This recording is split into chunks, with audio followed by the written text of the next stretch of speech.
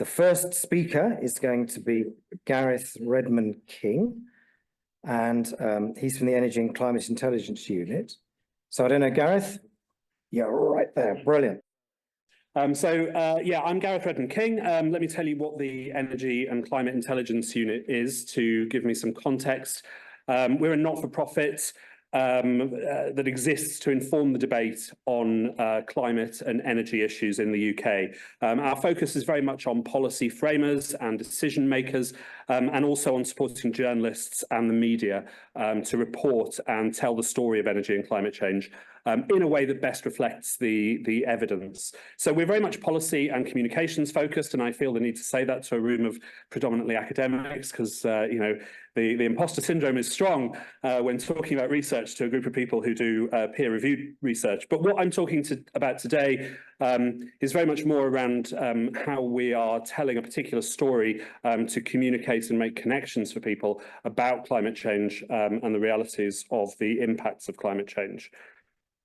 So I'm going to run through the context, what we set out to do in terms of telling that story, how we did it, and a bit about the story that it broadly tells, as well as some of the complexities of that. And I also thought I couldn't do a presentation at Reading University without including the famous climate stripes invented here at Reading by Professor Ed Hawkins, so hence their inclusion.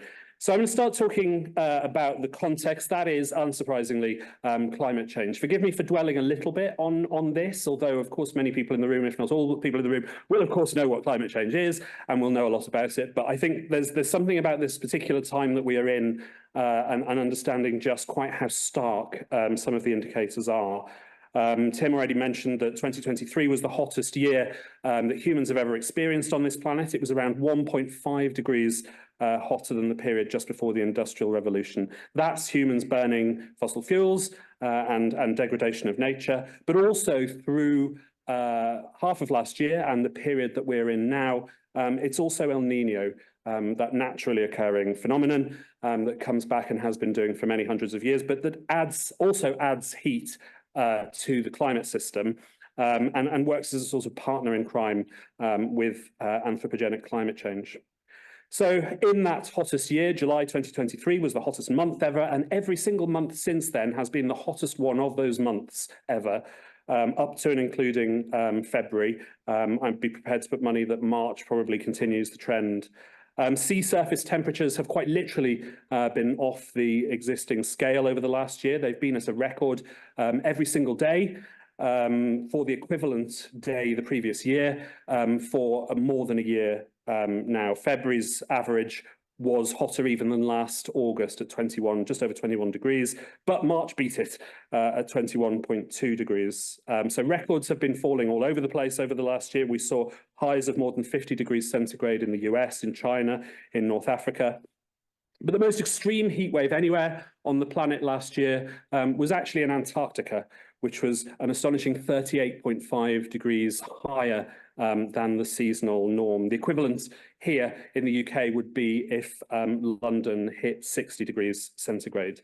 And that level of heat above the seasonal norm certainly helps explain why Antarctic sea ice was at a record and astonishing low. So all that heat and additional moisture in the climate system explains more devastating storms, flooding, wildfires. Canada's wildfire season was the worst ever, with smoke from the fires affecting New York City, which quite famously is not in Canada.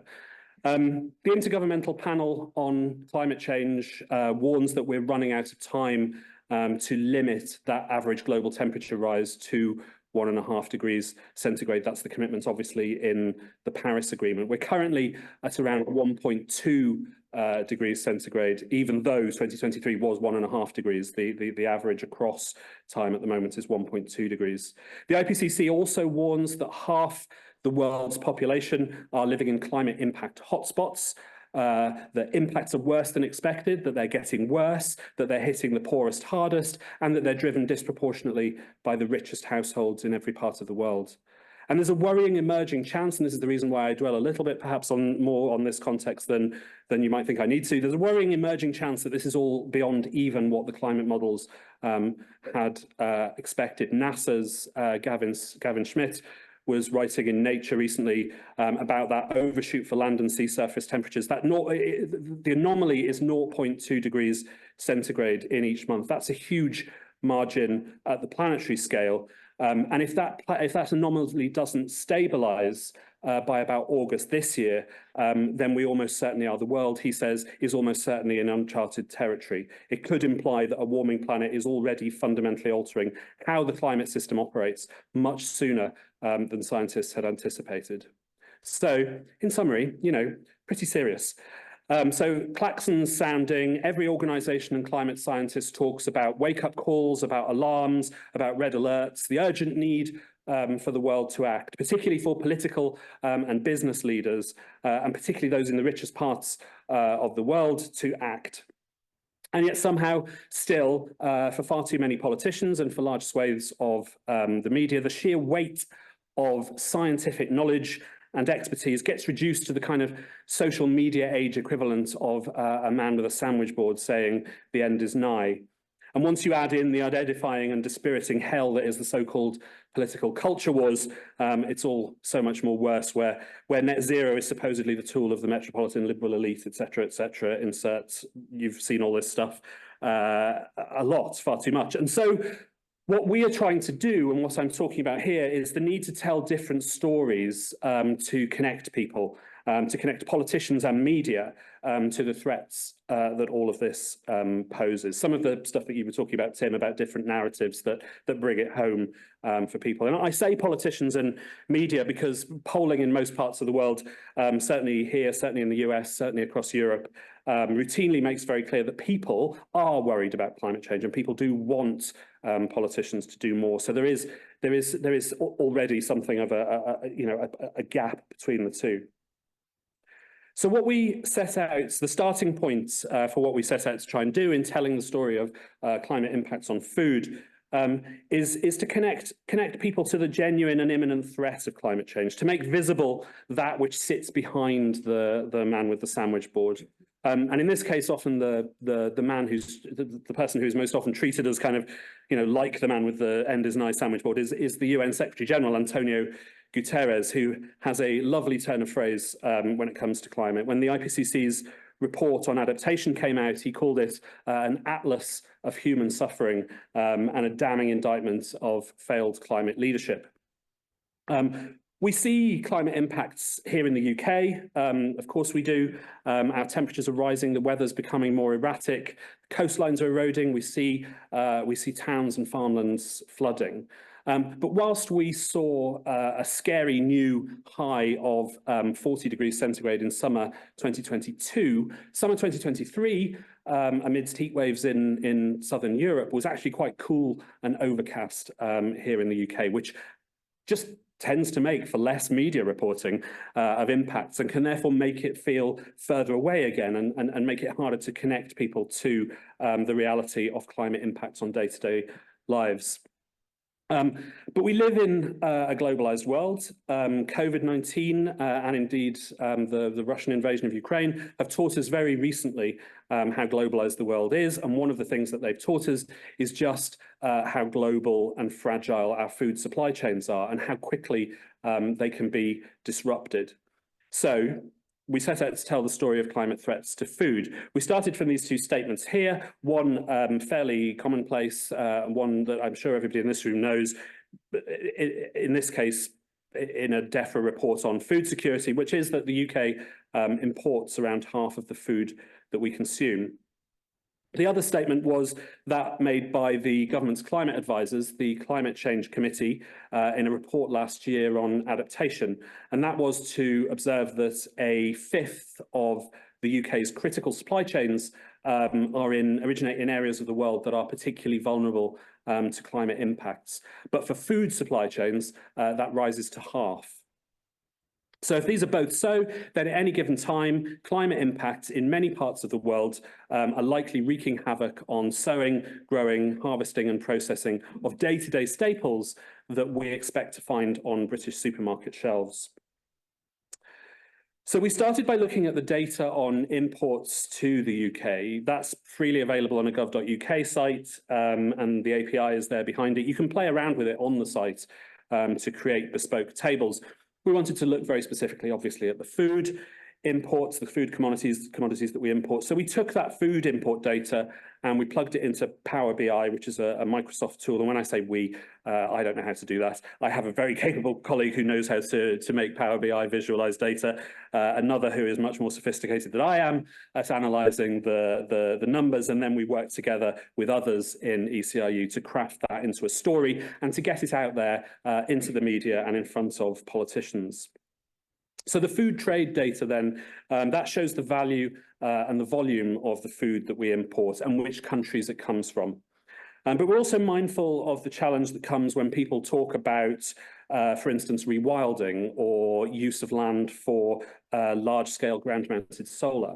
And that is to say that, that is a bad use of land. We need more land for food. And, clearly we do in some ways need more land for food, but often the focus is on the wrong things. Did you notice how much land golf courses took up on that map earlier? But the food trade, there's DEFRA codes that we've then plugged into the food import data that indicate what we could or what we do grow at a commercial scale in the UK. So as to explain that the answer is not straightforwardly that we can simply replace everything that we import with growing the same stuff here. Now, clearly, obviously, there is a much more sophisticated conversation in many of these other talks today and yesterday about, what that balance looks like and what the different foodstuffs look like. But so that the challenge is not simply, well, it doesn't matter if we can't import all those things because we can simply grow it all here.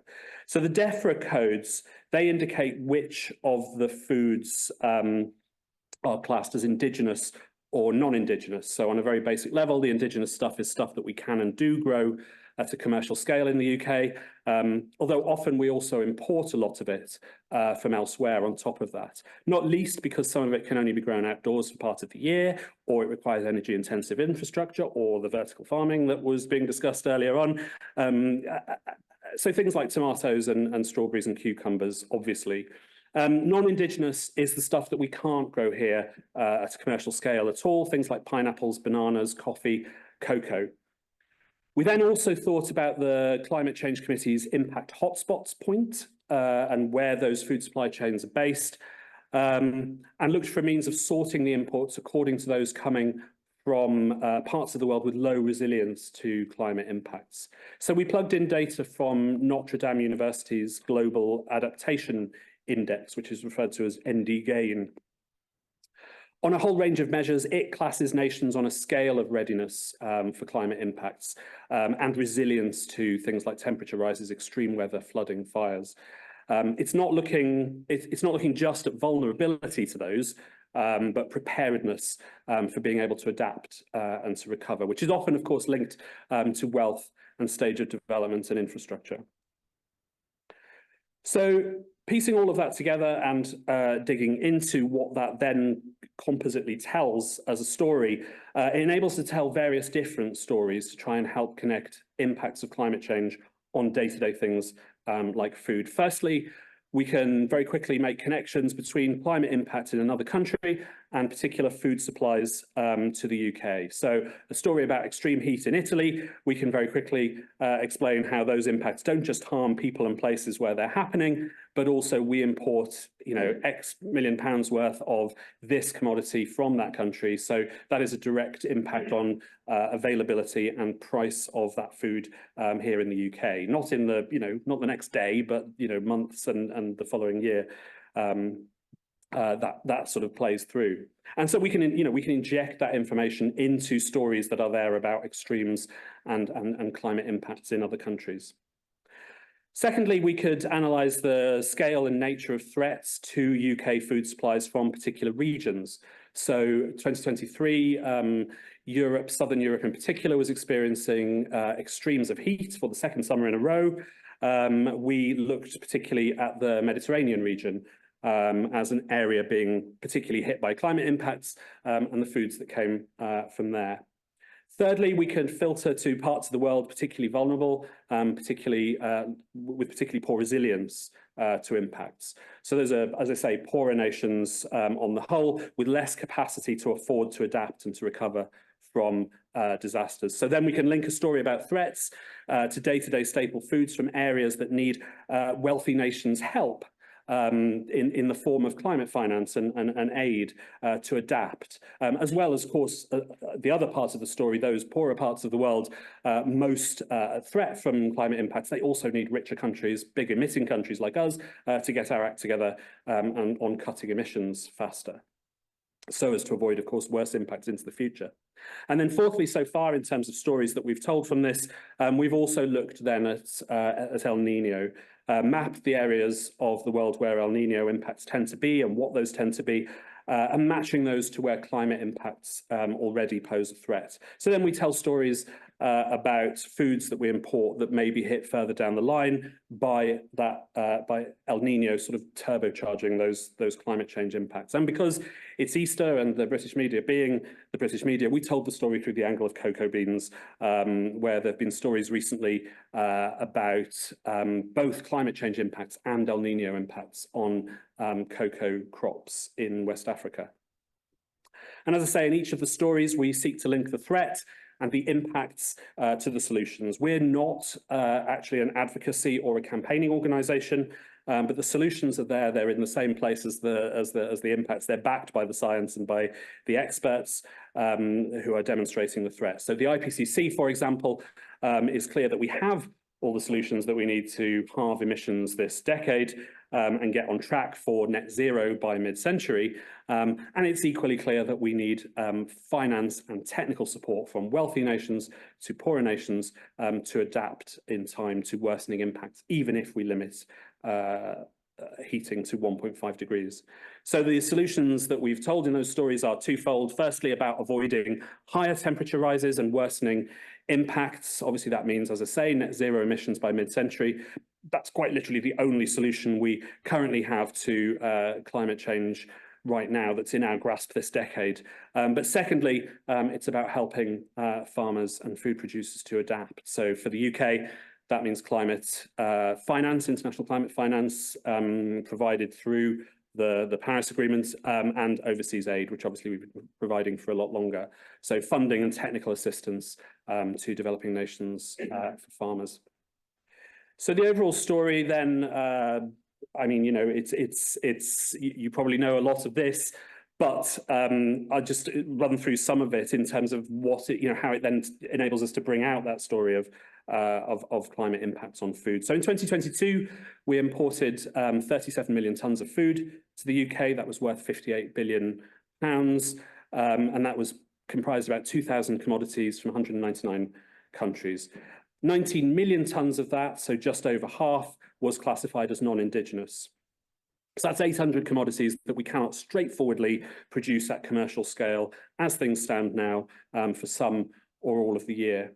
In 2023, what we spent on imported food went up to 61 billion, but the overall volume came down to 36 million tonnes. So almost certainly some of that is related to higher prices. And I looked specifically at olive oil last week in the context of the food inflation numbers that were coming out in the UK, because in 2022, we spent 250 million on 64,000 tonnes of olive oil, and last year we spent 300 million on 55,000 tonnes.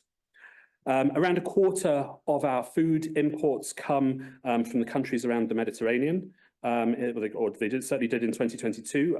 Haven't gone in depth to 2023 yet, but it's unlikely to have changed dramatically. Some of that we grow here for part of the year, outdoors or under glass, but still, despite that, 4/5 of our tomatoes, for example, are imported, and 59% of those come from the Mediterranean. Half of our cauliflowers and broccoli are imported, but 93% of those come from the Mediterranean. And obviously there are other foods from the Mediterranean that we cannot straightforwardly grow here at the moment: oranges, lemons, sweet peppers. And going back to olive oil, that's also an interesting story, I think, in relation to the Med. Olive producers have been hit by those two very extreme hot and dry summers in the Mediterranean. Already a continent, Europe is already a continent that's heating at twice that average rate of 1.2 degrees. Olive oil has been made for about 6,000 years. The trees are incredibly hardy to they can live for hundreds and even thousands of years. They're incredibly hardy to lack of water or even excess of water. But in recent heat waves, those two recent heat waves, flowers on those trees have just literally burned away, which has an obvious knock-on impact for fruiting and therefore for crops. So in Spain, the harvest in 22-23 was 50% lower than the previous year. That put prices up in Spain 150%. Bottles of olive oil, as a result, are now one of the most shoplifted items in supermarkets and shops in Spain. And it's driven the previously unthinkable shift in Spanish households to cheaper vegetable oils instead of olive oil. And the reason I was looking at it in the context of UK inflation numbers last week is olive oil stands out as amongst the items in the basket as having shot up in price most. So overall, food inflation in February was down to 5%. It was obviously 19% in March last year. But alongside sugar, olive oil has been at the top of that list of indicators since this period of high food inflation. So in February's numbers, even although the overall inflation had come down to 5%, the average price of a bottle of olive oil in there stood at £7.68, up from £5.51 the year before. So over the last 2 years, it's gone up by 96%, and it is the top increase in that basket of indicators. So that's a climate extreme leading to a direct impact on crops, harming the livelihoods of producers, limiting supplies in the home country, driving global shortages because Spain is the biggest single provider. It produces about half the world's olive oil. That pushes prices up to a level that, frankly, people notice long before we come along and start telling them that it's pushed the price up. The climate impacts there are then linking directly through to cost of living crisis here in the UK. Looking at the foods we import from climate vulnerable countries is a slightly different story. Spain, like most of the countries, though not all of the countries in the Mediterranean region, is a wealthy developed nation. You know, the Spanish government, the European Union government, they can afford to make decisions about how they invest in adaptation to protect farmers and ensure food production in the face of worsening climate change. I'm sure we can probably judge that they're maybe not doing that to the extent that they should be, but the fact is they can afford to, in a way that the least climate resilient countries around the world cannot, because they are amongst the poorest and least developed countries around the world. So when we talk about, as we have a lot, about food production being hit in one of those nations, one of those low climate resilience nations, we tend to need to be more mindful of what the impacts are on people in that country, rather than just selfishly talking about what's happening in the UK. And talk more then about how we, in the wealthy developed UK, should actually be part of the direct solution to support adaptation in those poorer countries. So take rice, for example. It's a global staple for more than half the world's population. 500 million tonnes consumed every year, provides about a fifth of the calories consumed by humans. Our Climate Vulnerable report shows that we imported about 57% of our rice, worth 229 million, from low climate readiness countries in 2022. Nearly a third of the rice we import comes from India, which is our main supplier and indeed the world's main exporter of rice. But despite being the biggest exporter of rice in the world, actually India consumes 108 million tonnes of the 130 million tonnes that it produces. Both India and Pakistan being the second biggest source of our rice imports, they've both seen devastating climate impacts over the last couple of years. In 2022, Pakistan was flooded by monsoon rains, which were made more extreme by climate change. The floods killed 1,500 people. They caused billions of dollars of damage. They destroyed nearly 2 million homes. The loss of food crops alone cost $2.3 billion to the country, and the rice yield fell 20%. In 2023, India experienced April temperatures in the mid-40s degrees Celsius. They were made 30 times more likely by climate change. And throughout the year, a recent report calculated that about 3,200 people were killed and 2 million hectares of cropland damaged by extremes of heat and rainfall in India, extremes that hit almost every day for the last 9 months of 2023. Rice prices in India went up 14% over the last year. In a country with 200 million people who are undernourished, it's hardly surprising that the Indian government put restrictions on rice exports to ensure that it can feed its own people. But the effect of that, in part, was also global shortages and price rises. And okay, that can be a story here about shortages and price rises, but it also has to be a story about, first and foremost, the farmers whose livelihoods are hurt both by the falls in yields and by export restrictions, and also B, the poorer nations in the world who rely on India to supply them with the nutrition that is provided by rice imports.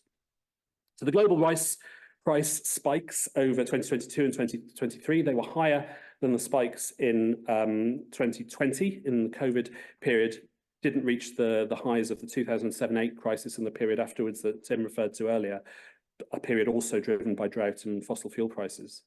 So the story here is one about food shortages and price rises. I've said rice too many times, so now I can't say the word rise. Price rises, not just in the UK, but in poorer nations. And the solution, apologies to be repetitive, is one of climate finance, overseas aid, technical assistance to farmers to adapt to those climate extremes. And that's true of other foods that we looked at in these reports as well: bananas, tea, coffee, fruits, sugar, and cocoa beans. Just to come back to cocoa beans, which we returned to in looking specifically at how El Nino and climate change interacted. The vast majority are grown in just two countries, in Ivory Coast and Ghana. 85% of our imports to the UK come just from Ivory Coast. That's about 127 million pounds on 58 million kilograms. That amount would cost an awful lot more today, from around $2,700 per tonne on global markets in March last year. The price went over $7,000 per tonne at the start of March this year. I wrote these notes the other day. I wrote, and breached $9,000 over the last few days. Well, actually, they were breached $10,000 over the last few days. So 7,000, 8,000 pounds. My maths is not good enough to translate into pounds in my head. So countries in West Africa, including those where that cocoa is grown, they were hit before Christmas by rainfall, which was double the 30-year average for the time of year. That was followed in February by heat waves and droughts, made 10 times more likely by climate change. Farmers had too much rain, followed by not enough, ruining crops and highlighting the havoc that climate change and El Nino together play in the water cycle when they come together. Oh, I'm so sorry. I will speed up. I'm nearly finished. Just to carry on with the story of looking at this data and trying to tell these stories, there are complexities in them, and therefore complexities in telling the stories. Stuff doesn't come straightforwardly from country A to country B for consumption. When you play with the data, you see that things come through other countries. They get processed in countries. So we buy, actually, sorry, the first thing to mention is that they come through because there are big ports in some of these other countries. So whilst the Netherlands has the same climate and the same soils as we do, so therefore grows the same sort of crops as we do on the whole, notwithstanding the vertical farming, a lot of stuff comes through those ports. So it looks as though we're importing it directly from the Netherlands. But also we import lots of coffee from two countries, from Brazil and Vietnam, but then we import a whole load of roasted coffee from various countries in the European Union. But when you look at the data and look back at the data, you find that those countries in the European Union from whom we are buying roasted coffee or chocolate, they're also buying their raw coffee from the same two countries and their cocoa beans from the same two countries as we are. So the point being that the story is still the same. The climate impacts are still having the same impact on shortages and price rises. There are some other complexities in there. Tim mentioned a couple of them earlier. We haven't quite worked out how to tell those stories in relation to things happening on supermarket shelves. The Panama Canal is hit by drought and a shortage of water. There are blockages in shipping coming through there. The attacks by Houthis in Yemen on the Red Sea. So far, the increased cost of travelling around the Cape of Good Hope is being absorbed by falls in fuel prices. And one of the commodities that we highlighted in the Climate Vulnerable was soybeans. You know, should we be talking about shortages in soybeans when they are mostly, almost entirely used for animal feed and worrying about climate impacts on that? Or should we be talking about meat consumption? Should we be talking about deforestation? Should we be talking about those things which are driving the climate crisis, as well as being made worse by it?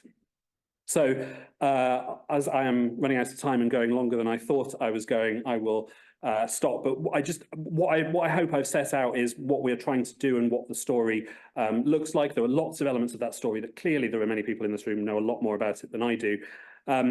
But we just feel that the day-to-day foods that are on or not on the supermarket shelves tell the story of climate impacts on day-to-day lives in a much more compelling way for politicians, for the media, for people, than simply trying to talk about the science and the sort of the numbers of it all. And the fact is, again, as Tim was talking about before, these are real threats and real impacts. Whatever other story we're trying to tell, they hit the poorest nations hardest and first. But because they involve price rises, they also hit the poorest households hardest here in the UK as well. And we did some work that calculated that the climate impacts and volatile gas prices over the last couple of years have put around £600 on the average household food bill. And because they include a lot of fruit and veg in those climate impacts, they also have implications for the health of our diets as well. So that's why we wanted to tell the story, how we gathered the story, and how we tell the story. And so I will stop there. Thank you very much.